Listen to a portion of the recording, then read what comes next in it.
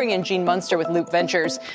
Gene, there's a couple different ways you could look at this from an automotive point of view, obviously, from a technology point of view, but we've seen time and again these stories about Apple getting into the space that only end with the head of their project leaving or what have you. And now this timeline to reportedly have this deployed by 2025, what are your thoughts? Oh, I mean, let me take a step. But my thoughts are 2025 is aggressive, but where there is smoke, there is fire. There's been fire on this topic for the last 7 years. There's been rumors orbiting around it. And I want to put some context into the most recent reporting and the rumors around it and that 5-year target of when it's going to be available. There has been this persistent belief from investors when we hear these rumors that it's just hard to believe that Apple's going to actually do it. That's what goes on in the back of my mind when I think about Apple in a car. It makes a ton of sense, but just imagine actually moving around in an Apple car, hard to believe. And that is what is notable about today. It is, in my view, the first reporting in the last few years that has some substance around the direction, this full autonomy first approach. That means that the initial Apple cars will not have a steering wheel in it. And separately, who it comes from. Mark Gurman he's right. He's right most of the time. I would fare to guess that 90% of the time he gets it right. And what he is getting right in this case is a renewed energy inside of Apple. He's not making a prediction whether or not Apple is going to actually have a car. Right. But what he is reporting on is that this renewed energy internally. And to me, that's the bigger story, is that whether it's 2025 or 2030, this is about as big of an addressable market as you can get, and Apple wants to be a participant in it. שלום לכל הצופות והצופים, משה דיאלקטיק ישראלי נמצא אתכם בסרטון יומי. אם אתם חדשים, אשמח מאוד אם תרשמו, שתפו, שימו לי לייק ותימכו בערוץ. זה היה ג'ין מונסטר מלופ ונצ'רס, ג'ין מונסטר התותח השנה, והוא מדבר על הנושא של אפל אלקטריק קאר, רכב חשמלי מתוצרת אפל. עכשיו, כמו ששמעתם, אם לא כל כך האנגלית שלכם לא טובה, אני אסביר בפשטות, מדברים על אפל אלקטריק קאר כבר לפחות 7 שנים, וזה up and down, וראש הצוות מתפטר. עכשיו השמועות חוזרות להסתובב, מה שנקרא, circle around, להסתובב ברשתות. עכשיו, בואו נגיד לכם מה אני חושב. קודם כל, אם יש 3 חברות ששינו את העולם מקצה לקצה, זה אפל עם הטלפונים החכמים. אי אפשר לתאר את העולם בלי הדבר הזה.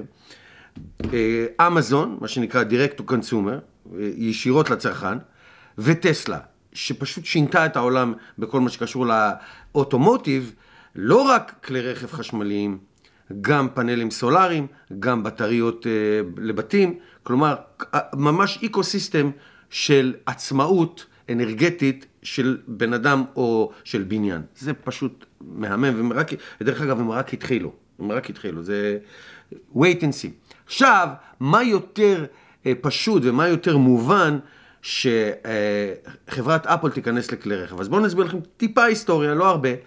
52 חברות רכב קמו והתרסקו ב-60-70 שנה האחרונות בארצות הברית. קמו ונפלו מדלוריאן, יוגו וכן הלאה וכן הלאה. פשוט זה ביזנס קטלני. GM וקרייסלר פשטו רגל ב-2008, ורק הממשלת ארצות הברית הצילה אותם. פורד לא, פורד וטסלה, שתי החברות היחידות ב100 השנה האחרונות בארצות הברית שלא פשטו רגל. בינתיים, see what happens. אז זה דבר ראשון. אז להקים חברת רכב זה מאוד קשה, נכון שאפל זה החברה הכי גדולה והכי רווחית בעולם, אבל להקים דיזיין של רכב, עיצוב רכב, מפעל ייצור, מפעלי ייצור, מפעלי בטריות, זה פשוט huge undertaking. אז זה יכול להיות שהם יעשו את זה. אני אומר לכם שהם מדברים על זה כבר 7 שנים. אפלס, הנה המחשב אפל שלי, הם פשוט סקסיים, הם יפהפיים, הם מגניבים.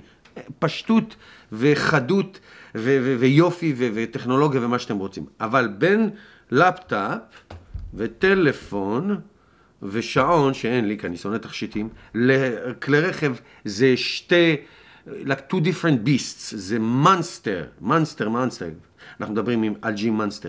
אז הוא אומר, זה יכול להיות? כן, זה יכול להיות. מה שמרגיש, זה הופך להיות renewed interest, כלומר, אינטרס מחודש, אוקיי? התחדשות מסוימת, התלהבות מחודשת, זה מה שהולך להיות, זה מה שקורה, זה מה ש-it seems to be, אוקיי? זה מה שנראה. אחר כך היא שאלה אותו על הנושא שאפל הם מאוד מאוד חזקים בו, וזהו כמובן ה-AI, הבינה המלאכותית. תכף אני אראה לכם את הקליפ הבא על הבינה המלאכותית, אבל בכל הנושא של אוטונומיה, למי יש את כל הדאטה בעולם? למי יש את מיליארדים של קילומטרים של דאטה? לטסלה. אז עכשיו לך תדביק את הפער הזה. זה אולי פער שכבר אי אפשר יהיה להדביק אותו. בואו נראה מה הוא אומר על כל הנושא של הבינה המלאכותית. No, I think I'm taking the report at face value and saying if Apple's now deciding, hey, we're serious about this, we want to go aggressively on autonomous first, I just wonder how far behind they are. I mean, Dan Ives said he'd rather have them kind of partner with at least an existing player on the production side, not have to worry about that. Autonomous first makes sense given what they've already done with chips and different things that they can obviously bring to the table there. But this is a huge undertaking. You've got Cruise, you've got Waymo, you've got Tesla, obviously. What's Apple's edge? Well, their edge is hardware AI. The head of AI, of course, from Google came over to Apple a few years ago. They have, call it 70 vehicles that have been moving around the Bay Area, and they've been doing testing. And this, maybe just to put a finer point on behind, Apple is, I guess, light years behind when it comes to infinite years behind when it comes to building cars. There's no comparison.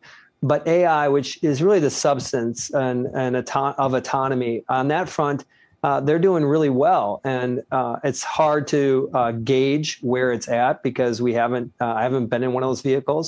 But I can say that the benchmark right now is Tesla. I recently was in another Tesla that was running full FSD. At moments, it was quite scary, and most of the time, it was really impressive about where the tech is at. And I think that when Apple and you stack Apple up against Tesla in terms of tech prowess, I think that they're probably closer than you think to where Tesla is at today. אז כמו שציינתי, טסלה, הוא מתאר את זה בצורה כזאת, light years ahead. יש לך את טסלה, יש לך את ויימו, שהיא עושה הרבה טסטים במערב ארצות הברית, יש לך את קרוז של GM, אבל הם מוגבלים לכבישים מסוימים, להייווי מסוימים, מהיציאה הזאת ליציאה הזאת, ואז אתה יוען יוען. טסלה, הטסטרים שלה זה הנהגים שלה, זה אנחנו שנוהגים ברכבי טסלה. אז האם לאפל יש את היכולת הטכנית להקים רכב אוטונומי ישר, פשוט לפסוח על הנהג, להתחיל אותו ב-2025, 2030, לא יודע מתי, ישר לרכב אוטונומי. האם זה אפשרי? כן, אבל יש להם כל כך הרבה פער לסגור. מה שאני חושב, מה שאני מרגיש, אני לא יודע, זה שאולי כדאי להלביש את כל הידע העצום שלהם ב-AI, בבינה מלאכותית, להלביש אותו על רכב קיים. לא להתחיל כלומר פשוט לא להתעסק עם לייצר מכוניות ובטריות. אז נניח שותפות עם חברה, כל חברה, גם החברות הסיניות הן מתקדמות מאוד מאוד, לא ברמה של טסלה, אבל מאוד מאוד מתקדמות בכל הנושא של אוטונומיה. רכבי טסלה היום לטסטרים המסוימים ממש 95% מנקודה א' לנקודה ב' ללא התערבות הנהג. זה עדיין לא שמה, זה עוד הרבה שנים עד שזה יהיה שמה.